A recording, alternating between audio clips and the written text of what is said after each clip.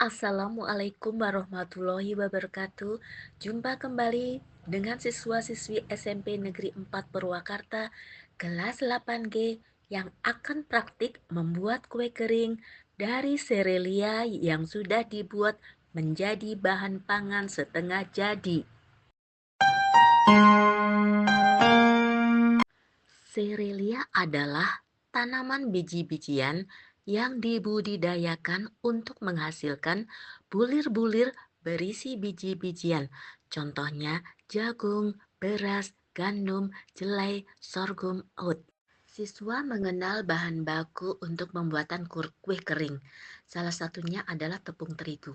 Tepung terigu berasal dari gandum. Gandum hanya tumbuh di negara yang mengenal 4 musim.